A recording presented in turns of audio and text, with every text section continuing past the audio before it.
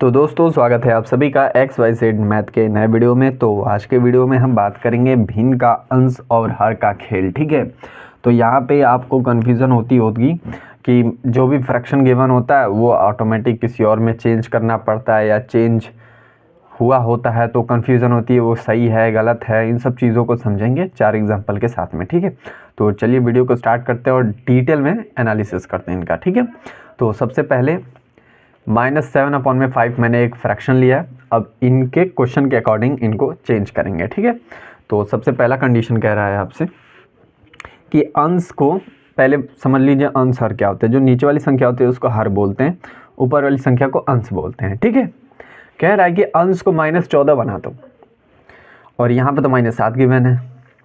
ठीक है, तो ऊपर मुझे 14 बनाना है, सॉरी -14। ठीक है, तो क्या करूँगा मैं, तो मैं सबसे पहले इस फ्रैक्शन को लिखूँगा और जिधर मुझे चाहिए था अगर मैं ऊपर 2 से गुणा कर दूँ, ठीक है, तो ये वैल्यू क्या आ जाएगी, 14 आ जाएगी।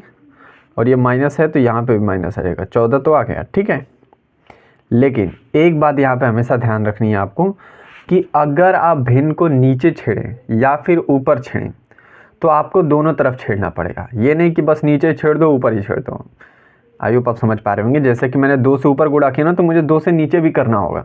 ये नहीं कि मैं केवल 2 पर से ऊपर ही करके छोड़ दूंगा। ठीक है, इस तरह से मेरा वैल्यू गलत हो जाएगा। कैसे होगा अभी दिखा दे रहा हूँ। ठीक है, अभी दोबारा इससे 2 से भी इस करना पड़ेगा, उसी संख्या से नीचे भी करना होगा। अगर नीचे कर रहा हूँ तो उसी संख्या से ऊपर भी करना पड़ेगा। ठीक है, तो 5 दूनी के 10। ठीक है, अब ये संख्या जो है, ये वाली संख्या, ये इसके समतुल्य है। ठीक है, इन दोनों में कोई बदलाव नहीं हुआ है क्योंकि आपको वैल्यू छेड़ना थोड़ी है, आपको बोलना है -14 करना है आपको अंश को। इसका मतलब ये नहीं कि आप वैल्यू को बदल दें। ठीक है, -7/5 ही होना चाहिए उसका एग्जैक्ट वैल्यू। तो चलो चेक कर लेते हैं। तो 2 से यहाँ पे काटोगे तो ये -7 हो जाएगा 2 के पाड़े से, और ये 5 हो जाएगा। देखो बिल्कुल सेम यही वैल्यू आ गई। ठीक है, अगर मैं यहाँ नीचे 2 से गुणा नहीं करता तो यहाँ पे 5 आता और भाग जाता ही नहीं। ठीक है, तो मेरा फ्रैक्शन गलत हो जाता। ठीक है, तो फ्रैक्शन गलत नहीं होना चाहिए आपको। ठीक है, इस तरह से आपको करना है। तो सिंपल सा रूल है, अगर नीचे छेड़ो तो उतनी ही संख्या से ऊपर भी छेड़ना होगा। ठीक है, तो आई होप आपको ये क्लियर हो गया होगा। अब आराम से आप बाकी क्वेश्चनों को कर सकते हैं। चलिए देखिए, अंश सॉरी हर को आपको 20 बनाना है। ठीक है, तो -7/5 पहले से और मुझे 20 बनाना है। तो 20 बनाने के लिए 5 के पाड़े में 20 आता है कितनी बार में, 4 बार में। तो मैं 4 से गुणा कर देता हूँ नीचे। अब नीचे कर रहा हूँ तो ऊपर भी करना पड़ेगा। ठीक है, और इन दोनों के वैल्यू भी सेम आएगी। यहाँ पे देखो, यहाँ पे हो जाएगा -28/20।